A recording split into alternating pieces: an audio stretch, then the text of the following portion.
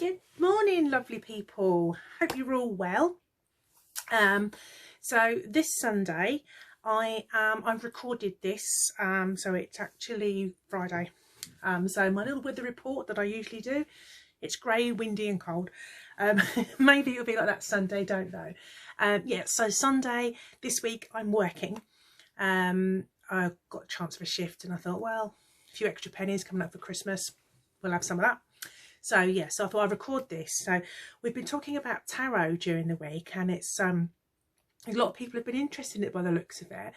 I've really enjoyed your comments. It's really nice to have some feedback from you. And there was the lovely photos Melissa sent in to me that I shared with you of the Visconti Forza set. They were the 15th century sort of one of the first sets of decks of cards, and obviously there's a replica. They're not 15th century, they'd be slightly priceless, but they were absolutely beautiful. So I really appreciated that, Melissa, thank you. And Roberta, you told me about the round cards, the Peace Mother ones. Never heard of them. They're now on my list of my collection. So yeah, and it's really nice to hear from you all. So I thought what I'd do is I'd talk a bit about tarot. Make it clear I'm no expert. I do know a little bit about them. I've been using them for 30 years, but I'm not an expert. I can't do it completely off the top of my head. I can't read using a normal set of cards like some people can. I know plenty of people who are much more expert than me, but I know a little bit. So I thought I'd talk to you about some bits about tarot today and just do a couple of little mini readings on myself, sort of, you know, just to, you know, show you how it's done for those of you that don't know. Maybe answer a couple of questions for those of you who've got some queries or got some concerns about using tarot, because I know quite a few people have got concerns about having them in the house, and where that comes from I don't know, whether it's from sort of a fear of having anything divinatory in the house, whether it's bad luck, whether it goes back to being accused of witchcraft, who knows. But there are some superstitions and myths around tarots which I just wanted to mention today. And one of them was that you shouldn't buy your own deck, and quite honestly, if you don't buy your own deck, you're really relying on other people to buy them for you. I mean, if anybody out there wants to buy me some more tarot cards, you feel free. Don't be selfish about it. I'm quite happy to be sent tarot cards. But I mean, I've bought some have been gifted to me, some I've asked for, some I've bought, and I've bought plenty, and here I am nearly 50 and I'm absolutely fine. So I don't think that's a superstition you need to worry about.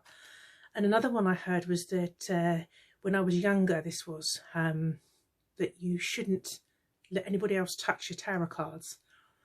Well, and apart from anything else, that I feel, excuse me, that's complete bollocks, because how can you do a reading for anybody else if they can't touch your cards? What I would say is I do let when I get a new set, or my friends get sets, we do all, oh, let's have a look, oh, I like that. We all do that, but we will sage them, or we will, you know, we don't sort of like throw them about and leave them lying around. And if somebody else is obviously somebody else is going to use them, and you want their energy on the card to do a reading, that's absolutely fine. If somebody else is going to pick up and look through them, maybe just sage them afterwards, or if you're not sure, cleanse them in like you would a crystal. Well, don't bury them in the earth, especially wet earth. That really wouldn't do them a lot of good at all, would it?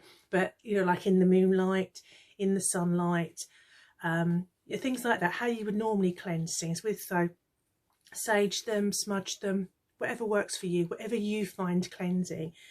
But you know, in between, you're gonna cleanse them in between people using them, because otherwise they can still carry the energies. I find they can still carry the energies of the last person you did a reading for. And you know, of course, you do want to look after them because they are special, but somebody else using them isn't going to cause you huge problems.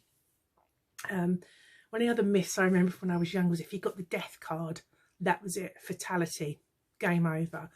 And that ties in a bit as well with you shouldn't do your own reading, because I remember I was at school, that's when I first discovered the Rider Waite set, And if you did your own reading and you got the death card, that was it, you were dead within 48 hours or some such lunacy. Well, I do my own readings. I do them for other people from time to time, not professionally, not for money, just with friends. If friends say, oh, just a couple of cards, okay. And I do my own cards every now and then. I regularly pull one, quite often daily I pull a card or two out. And, you know, again, here I am, still here. And the death card, it can mean death, but it's more than likely death in the sense of the end of something. So it's not death as in somebody dying. It's usually an end of something, and obviously the beginning of something else, because as we all know, every door shuts, another door opens, whether it's in this life or the next. So that's more often what it is. It's not a card, if it comes up, I don't start thinking people are going to start, you know, dropping like flies. I don't worry about that card. The card that gives me the heebie-jeebies more than anything else, and don't forget, it depends on what is around it, is the Tower, which is things crumbling, falling down. But again, that can be seen as a restart, that can be seen as rebuilding, and sometimes you rebuild better than it was in the first place. So always keep that in mind. The Hanged Man as well, is that can be not the best card to have, but equally it doesn't literally mean that somebody is going to hang you. It means things looking on the head. It means looking at things the other way for me. And the other card that can be a little bit, you know, some of the sword cards can be a little bit confrontational, but it doesn't mean that something terrible is going to happen. So, you know, don't worry about that. And one of the other, when I had a little Google just now to see what other ones I'd sort of forgotten about, and there was one that I had to read. I had to laugh. It said that you will be cursed if you damage your tarot cards, and it had a picture of somebody cutting them up, and I thought, if you're going to buy a set of tarot cards and cut them up, you're probably quite cursed anyway, because they're not cheap. You know, they're not £2. I mean, you might pick up a second-hand set, you know, for a few quid. But in the last set I bought, I mean, mine have been sort of to the £20 mark. I've got a set here that costs more. So if you're going to destroy the things you've bought, yeah, I think you're probably more touched in the head than cursed, to be quite honest with you. But there you go, that's my personal opinion. So that's a little bit of myth busting on tarot. So yeah, and I saw this picture of this fella cutting up his cards with a pair of scissors. I'm like, I don't know why you do that. But anyway, that's that. So most of you know, with tarot cards, you've traditionally got 78 cards in a tarot pack. So you'll have 22 of the major arcana, which are the picture cards, as we call them. So they're the ones with the pretty picture. Now these are my first set, and they are Sasha Fenton, and they're quite plain actually. So you've got the likes of the Fool, the Magician, the High Priestess, the Empress, the Emperor, the Hierophant, the Lovers. That's a nice one. Lovers, everyone knows those. The Chariot, Justice, the Hermit. I love the Hermit. The Wheel of Fortune. See, that could be good or bad. Strength. The Hanged Man. Death. There we go. He's our friend Death. There we go. We don't worry about him too much. Oh, and he's quite a lively one. The Devil. There you go. The Tower. And of course, you've got a lovely card. A lovely card to get is the Star. That's always a lovely card. The Moon. Sun's always a lovely card. And Judgment. Judgment's a nice card if you're on the right side of it, I guess, isn't it? So, and you can see how it's all plain these ones are from. This is the first set I owned. I bought these when I was 19. I bought them in Weatherstones, and I hid them from my mum. Weatherstones? Waterstones. I'm thinking about pubs. You can tell I haven't been down the pub for a while, can't you? So they're the sort of the major arcana, and they're the ones that people really go to town with in various decks you get these days. So we've also got the minor arcana, sometimes known as the trumps, which is a really bad term at the moment. For those of you that are outside of UK, I mean, you do know that trump means fart here, don't you? So you can imagine the fun we've had over the last couple of years. Anyway, there you go. So you've got 4 suits. of 14 cards. So very similar to the traditional deck of cards. You've got 1, 2, 3, 4, 5, 6, 7, 8, 9, 10.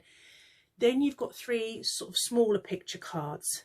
Now in this, my very first set, they were the page, the knight, the queen and the king. I'll just give you a little fan of those. But you can have the page, in another set is a princess. The knave or knight can be knave or knight. Or I've now got a set with it's a prince. The queen is usually the queen, and the king is the king. So those are those ones. And of course you've got the 1 to 10. Now they're in the suits of wands or staves. So for here, that's a stave, just a pole, yeah. But they can be wands, and they're associated with the element of fire. So quite often they are, they will be connected to energy, ambition, transformation, action. You've also got cups. So it's an Ace of Cups. That's always a nice card to have, the Ace of Cups, which is water. So that is connected to emotions, relationships, feelings, and sometimes reactions as well, if it's an emotion-based reaction. Swords, they can be a little bit tricky, the old swords. So swords are connected with air, and that is communication, and that can often be conflict too. You can see how plain these cards are, can't you? They really are plain compared to some of the lovely ones you get now. So air is swords is air, communication and clarity. And then finally you have coins, which must be earth. So they are connected to the body, success, money, and material things as a rule. That's my understanding, and that's pretty much what most people I think would say. Again, I don't pretend to be an expert on this, so if you're using them slightly differently, don't think you're wrong, you're just doing it differently. I do have a bee in my bonnet about people who think that they know it all and there's only one way to do it, and there really isn't. There's lots of ways to do things. So that's the basic suits and what you get in your tarot cards. Now something that I don't tend to do anymore, but we used to do, was that you'd have a significator. And if I do a big spread, obviously the traditional spread that people used to learn to do was the Celtic Cross, which I'll talk about in a minute, but you would have a significator card in there.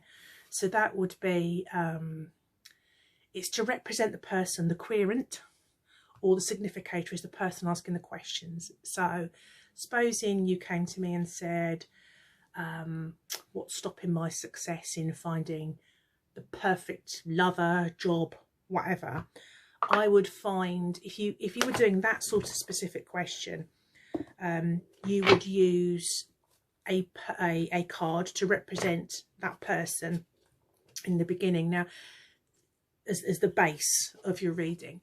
So for example, you can do it several ways. You can do it on, when I do it, which isn't very often because I don't tend to do the big spreads anymore because a bit time consuming, and do it in a fancy way, and you could actually just line them up. It makes no difference as long as you do them in the order you pull them. So for example, for the significator, you'd use the age, the gender and their astrology. So I obviously am a female Aries woman, so I would use the Queen of Staves, which actually I had the Queen of Staves here. Let's see if I've got a set in here. Oh, and as we said the other day, there's your little instruction cards. Don't dull those ones out, and don't be afraid of digging out your book and having your book out. You can't learn these by not reading these. You can't, I mean, you don't have to go word for word what it says, and you know, it's open to interpretation. These, I mean, this one I like, it gives ideas, key ideas, rather than this means that. And I like that. And it, you know, it depends on the card next to you. So let me see if I can find the Queen of Staves to have as my significator for me. Probably won't be able to find her now, but it doesn't matter, because I'm not going to do that big Celtic Cross one. The Celtic Cross one is the traditional one, and you put It uses 10 cards, and you put the significator or your querent down as 1, and then you put 2 on top, and then 3 o'clock you put 3, 6 o'clock you put 4. No, that's not right. Sorry, 6 o'clock is 3. So underneath it is the 3rd card, and going round clockwise is 4, 5, 6, and then up the side you have 4 more cards, 7, 8, 9, 10. I think that's right. And they you read them out, and that will be, so number 1, the base card will be the significator. 2 will be obstacles and challenges, things that are in your way, things that are stopping you, or it might be what it is you want to achieve. So then 3, 3, let me think about this, I knew earlier on, is what is influencing you, whether that's consciously, so things that have happened before, things that are hindering, or things that are propelling you forward. 4 will be what's at the root of all this, what's at the bottom of it all, what drives what you know about, or what drives how other people are behaving, because you can do something, but sometimes how other people are behaving or acting, thinking, is part of the issue, and you can't always solve that. So then 5 will be past, and it's difficult to tell. Sometimes that's the distant past, sometimes it's the more recent past. Number 6 will be the future. No, not the future, the near future, what you can expect to happen. So that's sort of the little wheel round. And the ones up the side, 7, I'll put a picture up later on for you. I'm not going to move my camera around now because I'll end up with pictures of my feet and my carpet, and it won't work. So 7 is a sort of suggested approach, things you might do to change that. And then you'd move to what's going on around that. So factors that maybe you don't know about that you need to look at. And then you're going to have hopes and fears. So what you're projecting onto it, how you might perceive it, how you might need to look at it.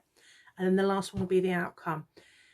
So that's 10 cards. Now, as you can imagine, that's a lot of cards, and that's a lot of cards to try and tie in with each other. So I only tend to use that one if I'm doing a specific thing on a specific question for somebody who really needs to know the answer. The rest of the time I tend to do just a 3 card past, present and future, so someone can be reassured they're going in the right direction, or reconsider what they're doing, that kind of thing. So, and it's never about me putting ideas into somebody's head about you've got to do this, because obviously you've got free will. These are a guide, these aren't, this is how you do it, you can only do it this way. That would just be awful. So and of course people have got free will, and things change all the time. As we know, 2020 has been a year of change, so tarot cards this year have been fun, I can assure you. If you want to do a significator, if you do want to pull someone out, like I said, I would be the Queen of Stays, which I can't find in here. She's here somewhere. No. So a lady, right, let's start at the beginning. An older man, 30, and a male would be the king. Obviously you would pick then the suit that tallies in with the astrology of the person. So like fire signs is wands and staves, so that would be me. A queen you usually use for women over 18, and this is the traditional way. I find it a little bit, well, I find it sexist, and I find it a little bit, but this is the way it's been. Then a knight or a knave would be for a male, a younger male, 18 to 30. Now why there isn't a female one I don't know, but they use the page for children or females. I tend to use the page for younger people, and the knave or the knight for 18 to 30, that sort of age. But I don't use a significator, so it's up to you what you choose to do. Nope, she's Pentacles. So you get some variance as well on the suits. So like I said, the wands can be wands and staves. The coins one, which obviously is to do with money, I've got ones that are discs and some that use them as pentacles. Just depends on what set you've got and what they do. So I've got 3 of my favourite sets to show you. This is one of my favourites. It's my Frida Kahlo set. It's not actually the best set I've got. See your instruction book. Don't be afraid to use it. Don't be afraid to refer to it. Your blank cards, you don't want to deal with those. But I love Frida Kahlo. Who doesn't love Frida Kahlo? So these are brightly coloured Frida-ish colours. And if you can see the cups there, they've got little Fridas on them. Yay! So and these are really lively, and you know, there's your swords. King of Swords has got Frida on it, and there's the ones of there's all pictures of Frida Kahlo on there. So for a fan, they are. I'm just trying to find some of the lovers. Oh, that was a famous piece of her work as well. Yeah, that was a famous piece of her work. So in the moon, lovely Frida. The devil, of course, she was Mexican. She would have had the Day of the Dead. So they're a lovely set. I don't find them the most intuitive to read. They don't tend to work that well for me at the moment, but they're quite new to me. But you know, they might get gifted elsewhere if they don't work for me. But I do like them. I do like them very much. One of my favourite set, I've got 2 more favourites. So this one is the Druidry Tarot set, and now this is designed by Philip and Stephanie Cargom. And for those of you that know about Druidry, you'll know that he is a druid, and he's written a lot of books, done lots of things. So this is an acclaimed deck created by practicing druids, combining the 2 great streams of Western pagan tradition, Wicca and Druidry, neither of which I am. But they are a lovely set. They are a lovely set. And these, I get good results with these. And you can see from my original set and the plainer set of the Frida ones, these have got much more detail in them. And these are when you can look at the cards and start thinking about using your own interpretation of the picture. So that's the Prince of Pentacles. Yeah. So then you've got the Sun. So obviously I said the Sun's a nice card. You've got there, you know, you've got all the pictures in the background. You've got and that gives you clues, and these are beautifully designed. I could show you every picture of these because they are glorious. There's one of my favourites is oh, that's a nice one, the 9 of Pentacles as well. They're lovely, but lots of these more recent cards have got lots and lots of detail that you can use to pick things up with. Lovely kind. You can see the carvings on the back there. Can you see those? Yeah, the 9 of Pentacles. Yeah, they're beautiful, aren't they? So these are a lovely set. These I bought these in Scotland. That was 3 years ago. We were in Edinburgh, and I walked in a shop, and I could almost feel them throbbing on the shelf. And I went in and I picked them up, and they were £24.95 in a little gifty shop there. So actually, that is one of my favourite. Strength, and it's a woman. How bloody awesome is that? That's really, really awesome. So you get all sorts of things. I've also got a lot of oracle cards, which is an upcoming topic, you'll be pleased to know, which is why I deliberately didn't touch on those. So that's the Druid craft, and they are lovely, and they're very easy to work with. They're very symbolic. You could pull out what you wanted from there. You could very easily use those without a book because they're very, very intuitive. But my absolute favourites are Mucha Tarot. Oh. Now, for those of you that don't know, Alphonse Mucha was an Art Nouveau artist, and these aren't his pictures, but they're inspired by his work. You know, like the Absinthe Fairies and the Moet and Chandon Art Nouveau work. That's Alphonse Mucha, and yeah, he's awesome. So this is the card I use. These are the cards I usually use for myself. I've got I use oracle cards for myself, but I say we'll do those. So I've got my little book, So what I'm going to do today is I'm going to show you I'm going to do 2 little readings for myself. So, you know, if I get the Death card and if I get the Wheel of Change, Wheel of Fortune, and the Hangman card, I'm out of here. What I tend to do is a past, present, future. So, and what I always do is I shuffle them away. Shuffle, shuffle, shuffle. I know I'm the last person to have used these. Normally I would be quiet, not talking, not filming. I tend to turn my technology off when I'm doing anything like this, so that it is just me.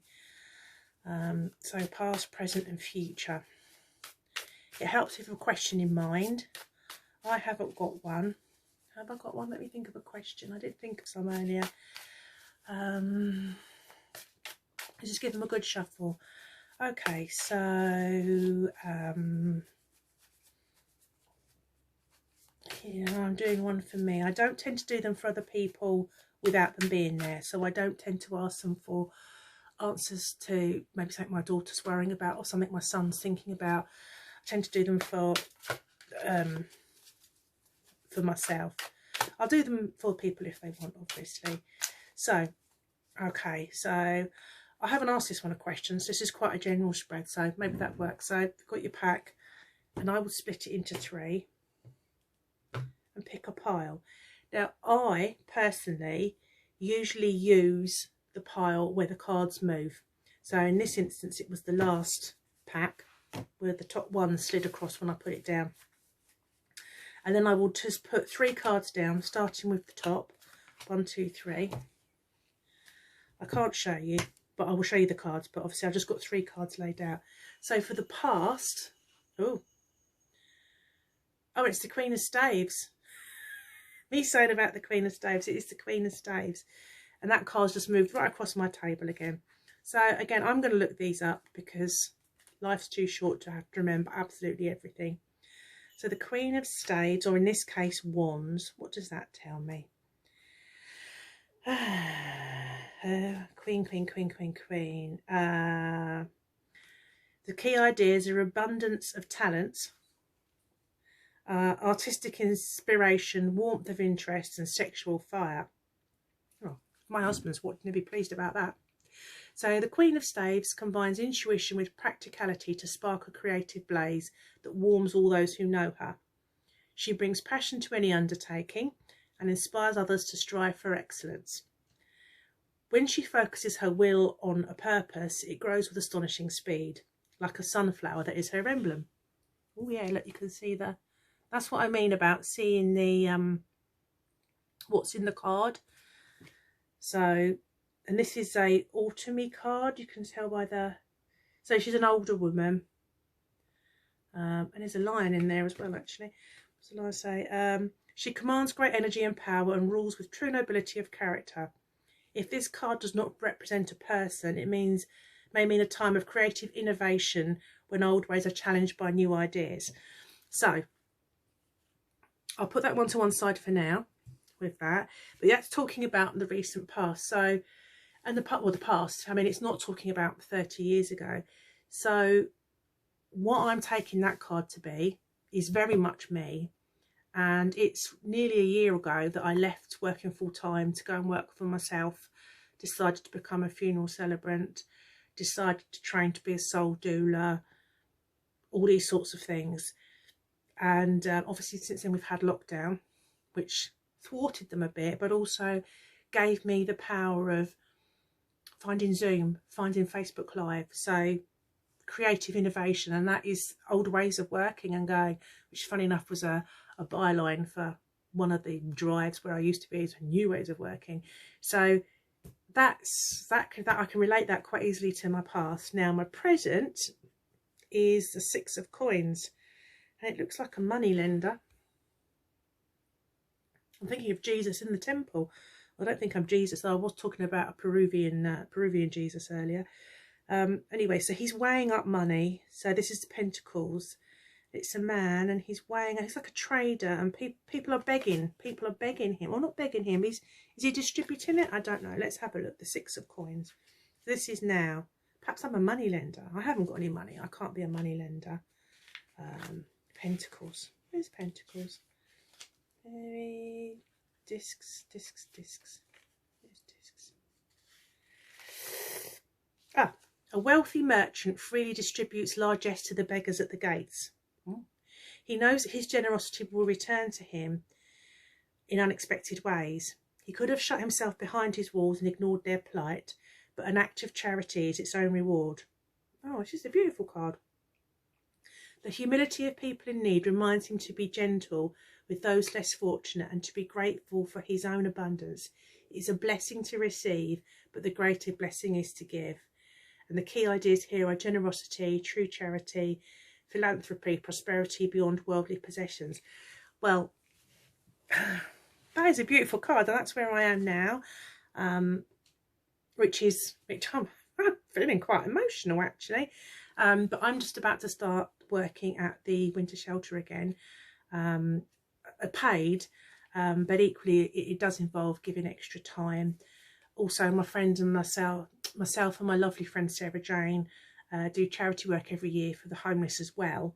So that's coming in now, and I've just agreed to do something for the community, which will benefit me in some ways ultimately, but also is a gift to the community. And that's doing some death cafes for a friend's project, death conversations, through my celebrancy, to which I said I don't want paying for. I've just had this conversation.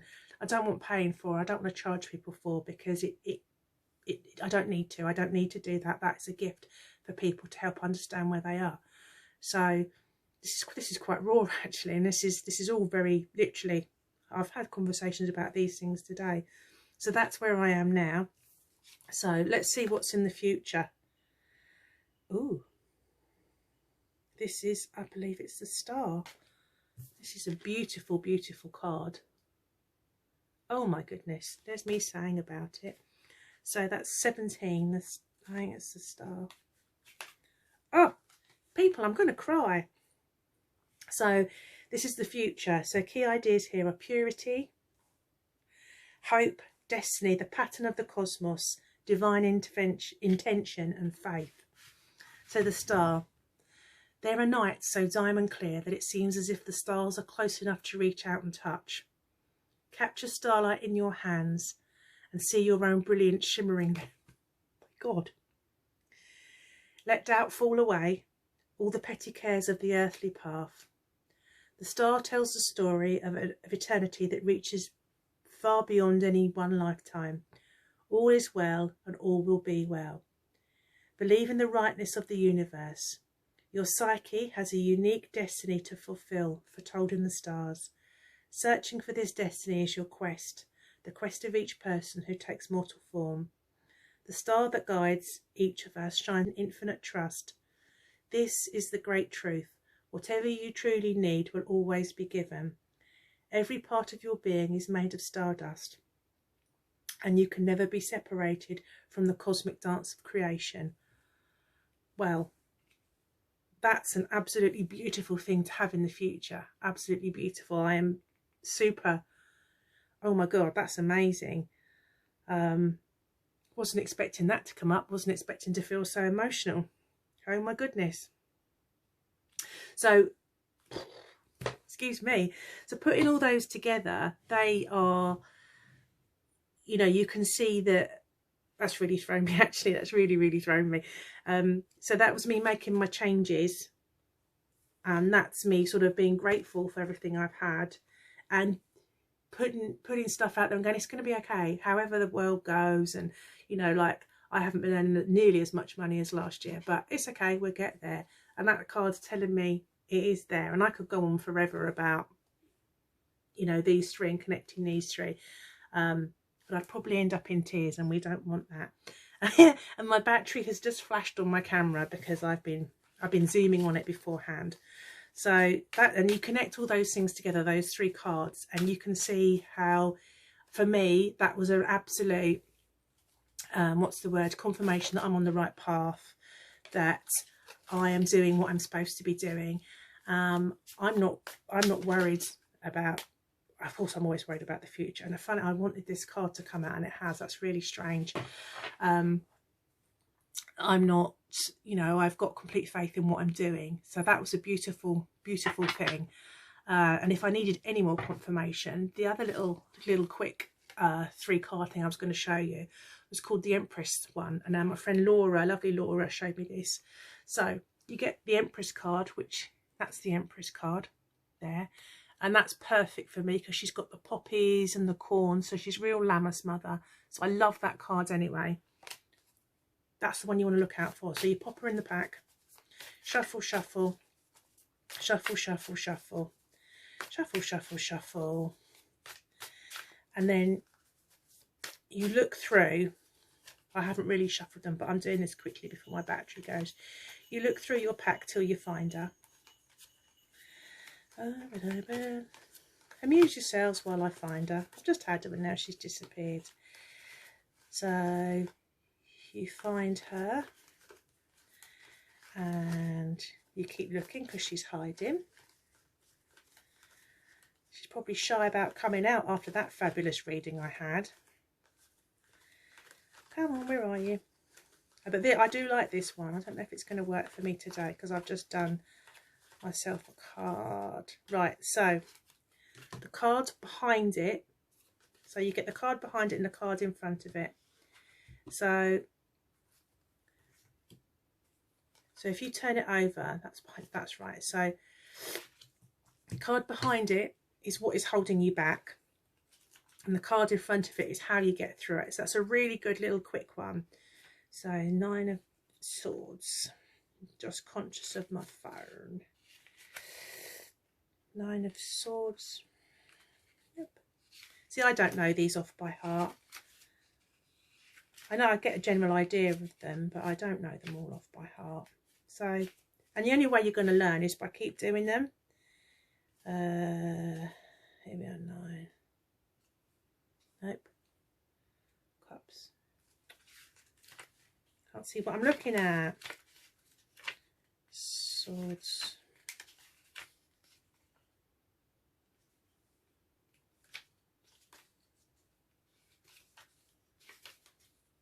Swords. 9 of Swords. What was holding me back? Acute mental suffering, raging thoughts, nightmares, ghosts and painful memories. Oh my God, how true is that? I suffered from years of beating myself up, imposter syndrome, thinking I wasn't good enough, and the risk of sounding like a drama queen. You know, really, I've suffered from anxiety and depression over the years and really didn't value myself. It's only far more recently that I've gone, yeah, hang on a minute, and finding the goddess path, you know, sort of 6, 7, 8 years ago, really enabled me to come into my own. So that's what was holding me back, and that's absolutely true. And then the key for moving myself forward, this is just doing me a very general one by the looks of it, is cooperation, appreciation for skilled help, creative construction and team effort. And that is so true. Was getting involved in things and realising that, yes, I've got to get me right, but it's okay to ask other people to help. It's okay to ask other people to support me. My husband is quite awesome at that, bless his heart. And people achieve far more as a community. And I think over the last few years, my little pagan community has really, really got bigger and bigger. And I've got to definitely really feel my tribe. So that's quite a lovely thing to end on, because it just goes to show that, you know, I wasn't even asking that. I wasn't even thinking that. But that's definitely for me is the old angst has been replaced by a more surety. And she looks quite smug about that. She's going, oh, here's the card, here's the past card. And you can see that doesn't look nice. You can see I'm looking a little bit had enough there. She's looking, yeah, it's all going to be all right. And yeah, that's the picture of prosperity. There's plans, he's making plans, and he's making the plans. And there's a bit of learning there, which is true. I've done a lot of learning. And it's being constructed and he's making something fantastic. And that sums up my life over the last maybe 15 years. So, again, you can see why I love this pack so much. They really, really resonate with me. They really work for me. So thank you for joining me. I say sorry it's not live. I think I'll be live the following week. There is another week when I'm working. I say, yeah, I've got some work. I need to do it, but I will see you all soon. Thank you for dropping by. Take care. Bye.